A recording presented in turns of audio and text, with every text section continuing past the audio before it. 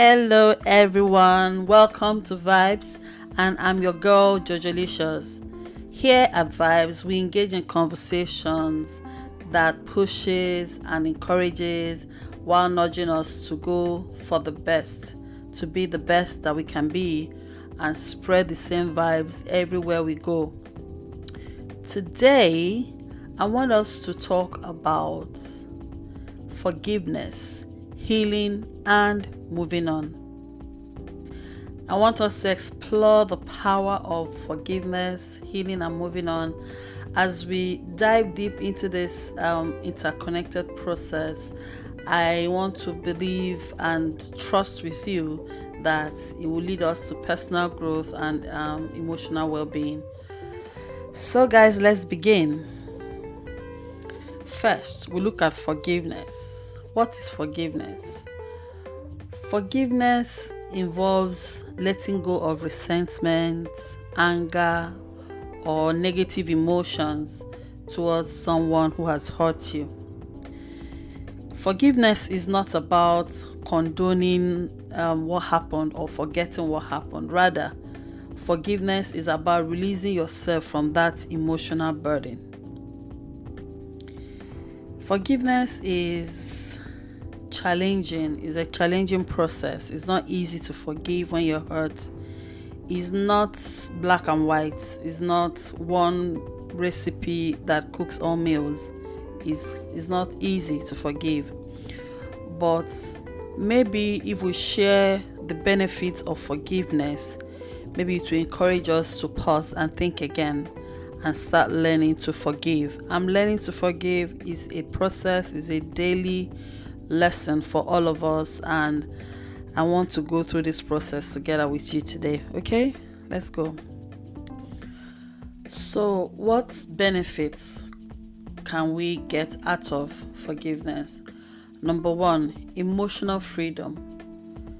When we forgive, we free ourselves from negative emotions that is probably holding us back. When we forgive, we reduce anger, bitterness, and resentment, which can contribute to an overall well-being of ourselves. So when you forgive someone, you're letting go, you're healing, you're reducing how bitter and how angry you are, and resentment will slow down. Like I said, it's a process. You don't just wake up and say, I forgive you, then you stop being angry, then you stop being bitter, stop being resentful. No, it's a process. But it's something you have to make up your mind to do and walk through that process of forgiving the person that really hurt you badly. So in a nutshell, when we forgive, we are freed emotionally from negative emotions. Another benefit is when we forgive, relationships are restored. It leads to reconciliation and rebuilding relationships if both parties are interested in rebuilding the relationship. But what I'm saying is that when you forgive, you give your relationships chance to grow, to be nurtured again, and to be rebuilt.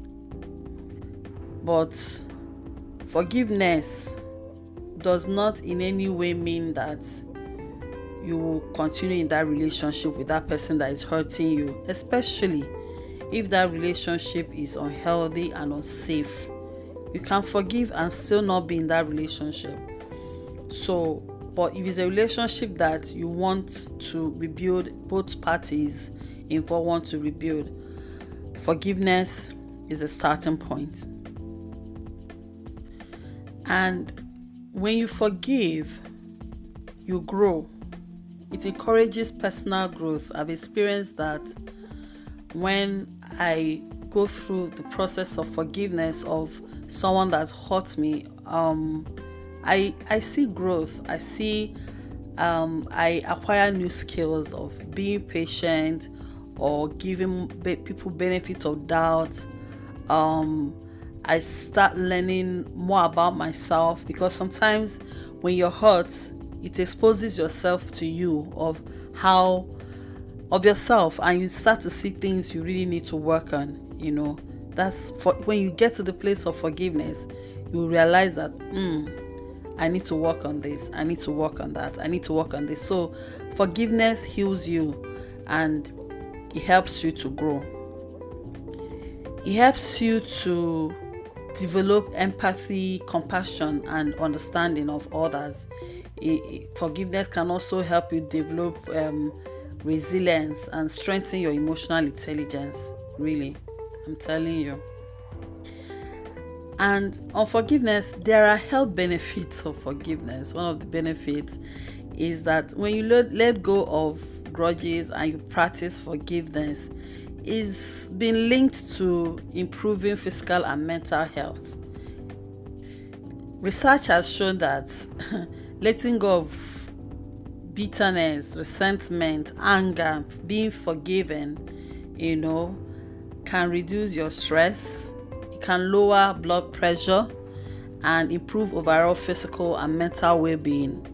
So, I'm going to forgive because I want this particular benefit. I want to be healthy, spirit, soul, and body. And even the scripture encourages us to forgive. Because when you do, the Bible says you're heaping a coal of fire on the other person. So just let go, forgive. It's a process. It's not easy. It's difficult when you're hurt. I know the divorce is painful. I know the things they said about you does not make sense. I know they stole from you. There's just so many hurts you're going through. Let's start practicing forgiveness for our own health, for our own mental health. Please, let's practice forgiveness. Forgiveness is also aligned to healing. Healing is another process of growth. It addresses your emotional wounds. It tries to find closure, to restore your well-being, to just continue to stay healthy. You need to go through the healing process. And this healing process is a journey. It's not a one-size-fits-all. Everybody heals differently. So there's no one size fits all on healing. There's no timeline on healing. But it's a process I want to encourage you to let yourself in and grow. Heal of that pain, of that emotional, of that heartbreak, of those things that are like weighing you down, that you're trying to find closure. It's time to open up to healing. And how can we do this? So first of all,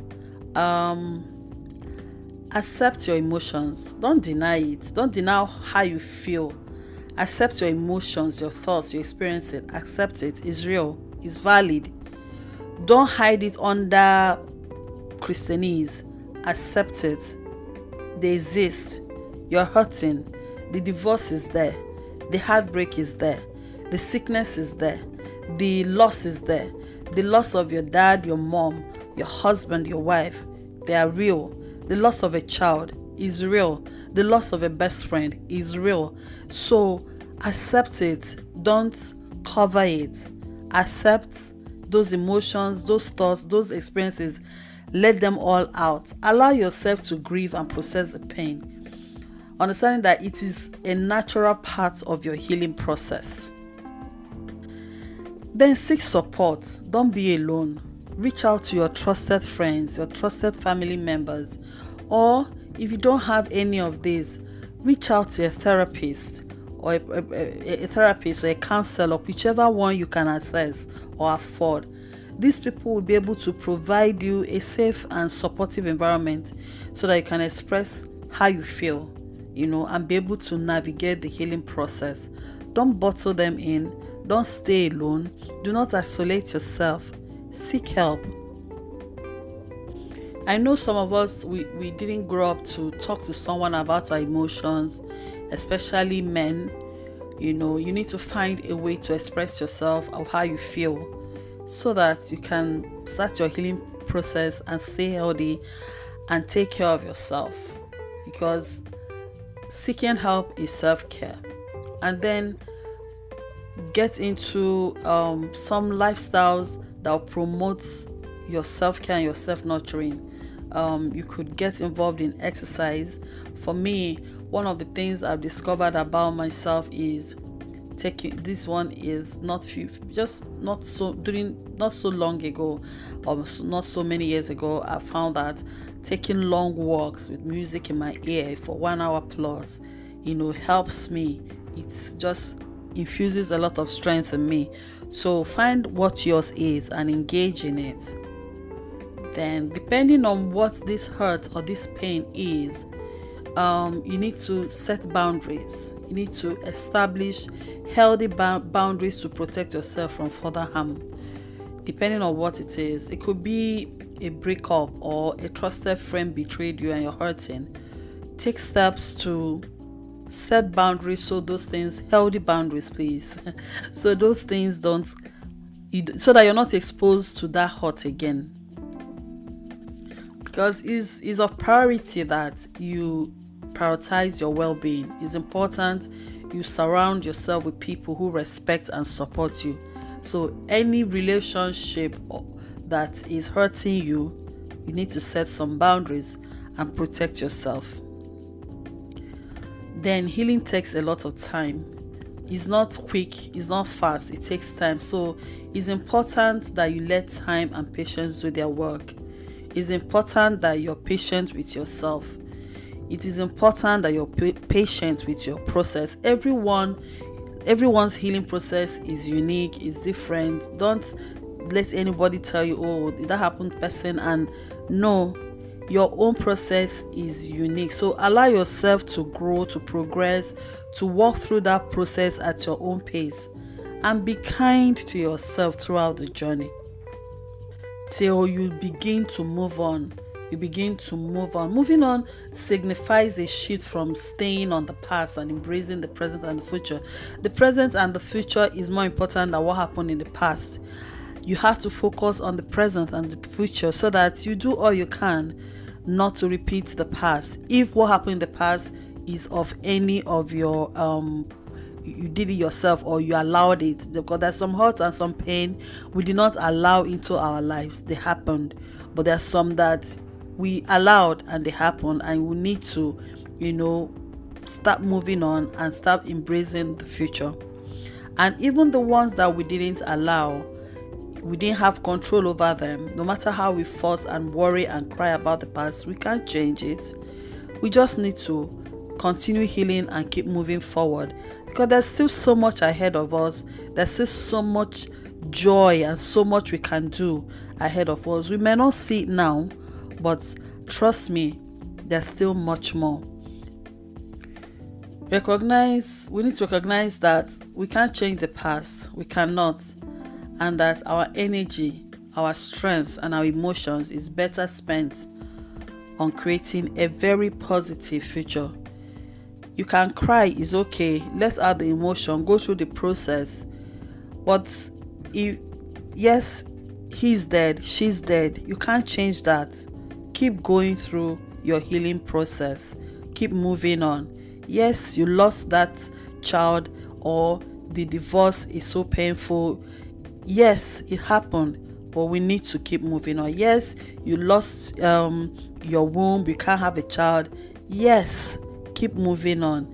It's not the end of the world. There's still so much more, so much that God has in store for you. I've been through this, and we've all been through it. We all have experience of hurt and pain, except if you're not a human being. You've had some losses that you can't express to anybody, and you try to, even if you try, they might not understand the depth of it. But you need to win. It's time for us to start healing and start moving on. Accept the growth and the change that comes with it. Stay grateful. Practice thanksgiving. Be grateful for lessons learned. Be positive of the aspects of every aspect of your life. Gratitude can actually help you shift your focus from negative experiences to the things you appreciate and value. Stay grateful. Surround yourself with positivity. Surround yourself with supportive and positive influences. Seek out relationships that nourishes your well-being. Seek out environments and tribes and activities that contributes to your growth. We need to start healing and start moving on, because there's so much more ahead of us. There's so much we can do in this life than staying in our past. Go through it and grow while you're at it. Thank you for joining me on this episode of forgiveness, healing, and moving on. Remember, you are capable of healing and creating a life filled with joy and purpose. Forgiveness, healing, and moving on, they are ongoing processes. They will require time and effort. Be patient with yourself. Seek support when needed. Prioritize your well-being throughout this journey.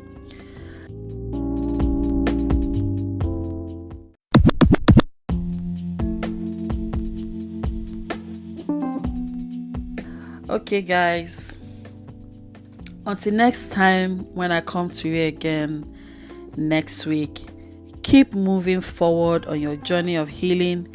Please subscribe to my podcast after listening and rate it as well. When you rate and review this podcast, it will help make this podcast more visible to more people that need to hear these encouraging words. You can follow me also and engage me on Instagram at Vibes with Jojolicious. And if you can, email me your thoughts on vibes on this Vibes podcast. My email address is vibeswithjojoliciousPodcast@gmail.com. I'll see you again this time next week.